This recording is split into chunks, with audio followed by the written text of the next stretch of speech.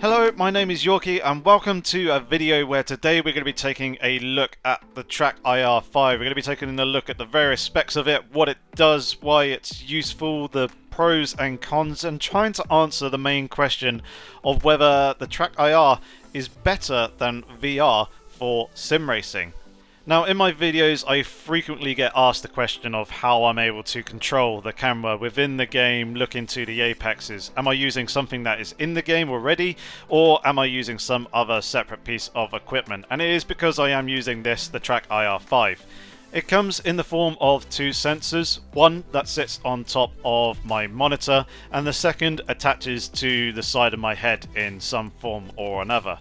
Now they communicate between each other using infrared, and it tracks my own real world head movement and correlates that into the game. Now before we get onto the main meat of this video, let's just quickly go through some specs here. The main sensor itself that sits on top of the monitor is about 2 inches wide and 1.5 inches tall, weighs less than 2 ounces. It clips onto this little mount here via a magnet, and that magnet is pretty solid with some good strength to it. The mount itself is very nicely adjustable for various different shapes and sizes of monitors, and is also very nice and stable as well. Now, tracking resolution wise, it's got a raw sensor resolution of 640 by 480 and a reporting resolution of 96,000 by 72,000. It has a field of view of 52 degrees there or thereabouts, just slightly under, with a sample rate of 120 FPS, and it has a response time of 9 milliseconds.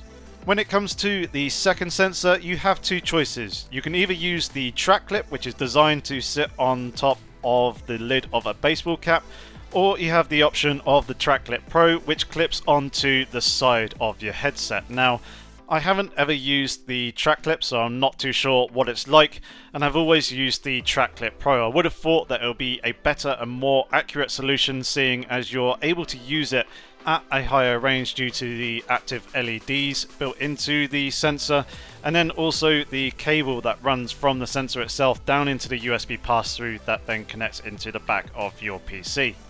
TrackIR 5 also comes along with its own piece of software, which is pretty damn user friendly, as in here you can adjust the range, speed and sensitivity of the 6 degrees of motion that it tracks, which is along the yaw axis, both the pitch and roll axes, and then also the X, Y and Z axes as well. And just to top it all off, you can create various different profiles to use in various different games. For example, in the profile that I use for racing sims, I only have the yaw and pitch axes enabled with all the others disabled, and then when I go and jump into, say, a flight sim, I'll load up a different profile where I've got the use of all 6 ranges of motion and different sensitivity settings and possibly even some dead zones as well. So that, in a nutshell, is essentially what the TrackIR 5 is and what it is capable of. But you're probably wondering, what are the pros and cons of this piece of hardware, especially in comparison to VR? Now, in terms of racing sims, they'll both allow you to control the camera, to look around the cockpit of the car, at your surroundings, your environment, at other cars alongside you, and allow you to look into the apexes. So they're giving you a greater sense of spatial awareness and what is going on in your surroundings, and picking up opponents when they're alongside and getting an idea as to how close they actually are. So your situational awareness improves with both. However, one advantage that I do think the TrackIR has over VR is the fact that you can disable some of the 6 ranges of motion to get a much more stable platform. Quite often what you see when watching someone play VR, either in a live stream or on one of their YouTube videos, is the camera shaking and moving around pretty much 100% of the time, and for the viewer that can be quite jarring. For the actual user itself, it can also be quite nauseating. It's something that is quite well known, is that it does take some time for people to get used to VR to get over the whole motion sickness, and I'm one of those people. I still end up feeling nauseous after 15 to 20 minutes, despite having a VR headset for 1 to 2 years now. Granted, I probably haven't played on it as much as I need to get over that motion sickness feeling, but I never had that kind of experience when I first started with TrackIR 5. It was a little bit unusual because the cameras moving around a lot more, but once I got the settings dialed in, I very quickly got accustomed to it, and I never felt nauseous from using TrackIR 5. It's probably due to the fact that rather than wearing a headset where the monitor is literally right in front of your eyes and you're kind of enclosed within that space and can't see any of your surroundings, with the TrackIR 5 you are still looking at the monitor on your desk or your rig, so you're very much still grounded in the environment around you, which is also one of the biggest advantages over VR, is that it's so much more practical and it's a lot safer as well. You can see the surroundings and the environment around you. For example, if you have kids and you jump into a VR game with the VR headset and you got your headphones on, yes, you are going to be fully immersed in that experience, but you have no idea as to what is going on around you, whether the kids are putting themselves in danger or if someone's requesting your attention or anything like that. With the TrackIR 5, you still got that peripheral vision, you can still look around, and you can use the keyboard, the mouse, the buttons on your steering wheel, or all the buttons on the joystick. You can look around and still use those peripherals without having to kind of blindly feel around for the buttons and guess that you're pressing the right one. So that advantage right there is hugely benefit. It's just so much safer and much more practical in that kind of sense. Yes, you are going to lose out the immersive experience of VR because you don't have the depth of field and you don't have the added field of view, the whole sense of being sat inside the cockpit of the race car there in the racing sim. But it is still more immersive than not having TrackIR 5 or VR at all and just got a fixed view in the racing sim. But yeah, that added benefit of the practicality could be huge for someone. It entirely depends on your living situation, really. But the ability to still be able to use the keyboard and make full use of the functionality of the peripherals around you that you spent money on is a big plus in my eyes. But this brings us on quite nicely onto what is both another positive for TrackIR 5, but also possibly a slight negative maybe. And we'll start with the slight negative here, which is the fact that as you move your head around to control the camera, you still have to keep your eyes on the screen. Obviously in the VR headset, you're moving your head around, looking all over the place, and you've got the monitor there that sits right in front of your eyes and moves with your head movement. Whereas your head movement here is looking around the environment, yet your monitor in front of you is still remained stationary. Obviously you can only look so far as well before the sensors stop tracking each other, but within the software you can adjust the amount of real-world head rotation that is needed to be correlated in game. So for example, some games will allow you to rotate the in-game camera by about 90 degrees, some will allow you to go the full 170, 180 degrees to look pretty much directly behind you. With the software, you can calibrate it so that, say, 20-30 degrees of real-world head movement equates to 90 degrees in one game, and then on another profile in the software for another game, calibrate it so 20-30 degrees of real-world head movement equates to 170 or 180 degrees. So yeah, the slight negative is you have to keep your eyes on the screen still, but the amount of adjustability and customization that you have within the software kind of negates that, and so does the fact that you can look around the screen at various individual elements, the HUD and UI elements, without having to worry about the screen moving, or the camera, shall I say, looking and moving around all over the place. Likewise, we're looking down at the keyboard if you wanted to type something in chat or use the mouse, or if you've got a button box or something like that and you need to glance over to see what button you're about to press, you can do that uninterrupted and not having to worry about lifting the VR headset off of your eyes slightly. So it kind of comes back to that whole practicality element that we were talking about earlier. So let's get on to the topic of performance. Now, everyone knows that in order to run VR at a pretty decent, stable frame rate, you're going to need a pretty good rig with some solid system specs. Especially if you want to have a really nice clear picture within the VR headset, and also if you are wanting to record or live stream your VR gameplay. However, with TrackIR 5, there is no noticeable performance impact for using that additional piece of hardware. Yes, you do have an additional piece of software running in the background whilst playing your games, but there is no impact in terms of picture quality, in your frame rate. The only thing is you're just looking in a different direction to perhaps where you're heading. You're obviously controlling the camera and looking it around, so it's having to draw and render the stuff in the scene that you can see in the direction that you're looking, but it's no different than if you were to turn the car and face in that direction, or turn your character or your plane and face that direction. So with that means that I have not had to compromise on any of my graphical settings when running with TrackIR 5. I can run the graphic settings up as high as my system will allow me. I can easily and reliably record videos and do live streams, and it doesn't impact my game's performance whether I'm running TrackIR 5 or whether I'm not. And that is the real beauty with this piece of kit. I'm able to enjoy my 35-inch ultra-wide monitor without any compromise in terms of graphical quality. I've got a nice, beautiful, clear, crisp picture.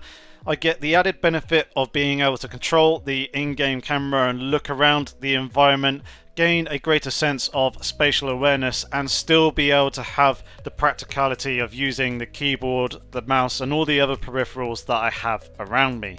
So you're probably thinking that this is all very nice and positive for TrackIR 5, it's leaning very much in its favour, but what are the downsides of the TrackIR 5? What are its flaws, and what other flaws does it have against VR? Now, in direct comparison to VR, the only thing that it doesn't really stack up against that VR offers is the full immersion factor. Obviously with VR, you've got the headset on, you're enclosed in that space, you've got the wider field of view that the VR headset provides, and you've also got the added 3D depth of field effect. You feel much more immersed and as if you are actually sat inside the cockpit of a race car when in a racing sim. You don't get that full level with TrackIR 5. Yes, you get the added benefit of being able to look around and everything else like that, but you don't get the wider field of view. You're stuck with the field of view that you've got set in game that you use on your monitor, and then you don't get the additional benefit of 3D effects unless your monitor has 3D compatibility and you're wearing a set of 3D glasses. But in my experience with the types of games that I play and the comparison between the two that I'm making here in those type of games, that is the only real downside that I see where VR very much trumps TrackIR 5.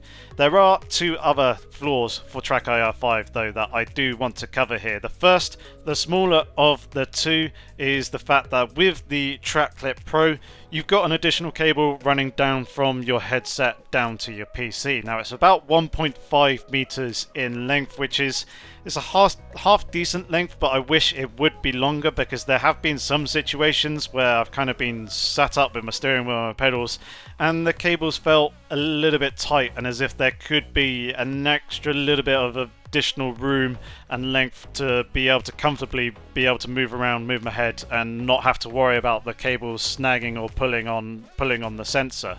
So with that issue, it very much depends on how far away you are typically sat from your PC as to whether that is going to be a major issue or barely an issue at all. And then the second flaw, very much again a situational one, is all to do with how much sunlight comes into the room where you typically game and will be using TrackIR 5.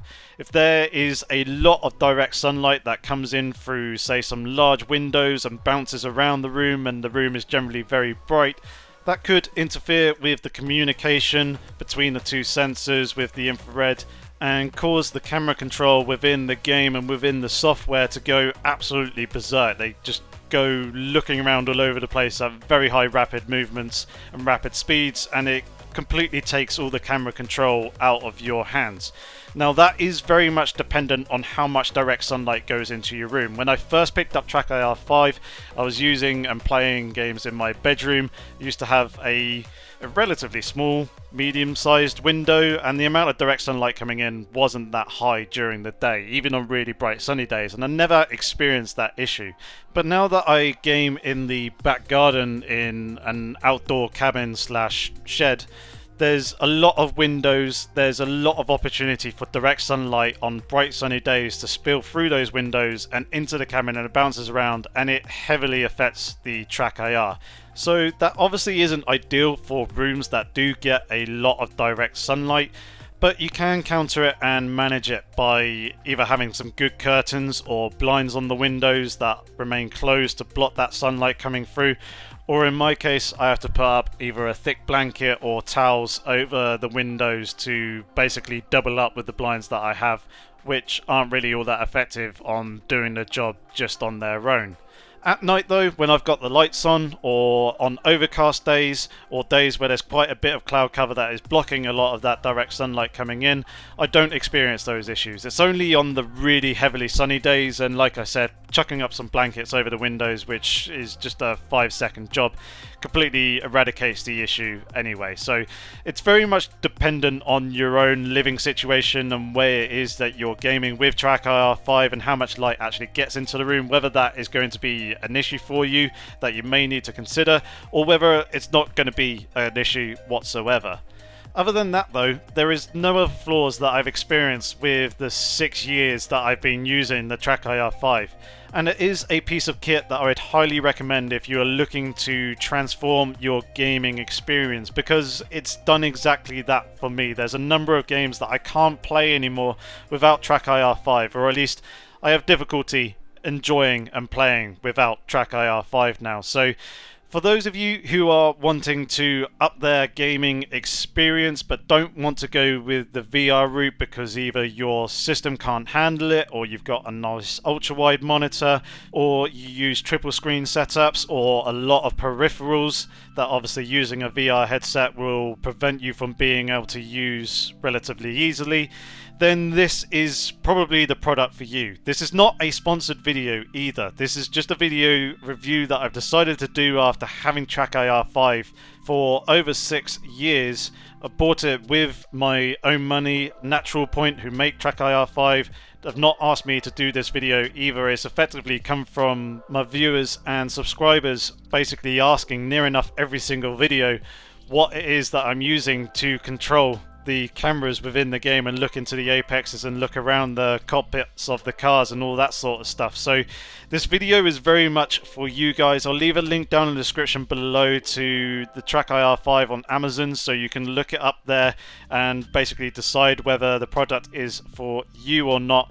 But to conclude the video, I just wanted to answer the question as to whether I think TrackIR 5 is better than VR for sim racing, and my answer is possibly yes. It all really depends on your situation and what it is exactly you're after. But personally for me, although I'm not getting the full immersive VR experience, there's a lot more benefits with the TrackIR, and I just find it that much more practical. Those benefits outweigh that virtual reality experience with VR in its current form. So that answers the question and the main topic of this video. If you enjoyed it, give it a thumbs up and please share it with anyone else who may be interested in the product. If you have any comments or questions about TrackIR 5, feel free to leave those down in the comment section below. I'll try and get back to you as soon as I possibly can. And if you're new here, please consider subscribing, and if you hit the bell notification, you'll be notified of each time that I put up a new video or I go live with a live stream. Other than that though, thank you very much for watching. Until the next time, have fun, stay safe, and take care.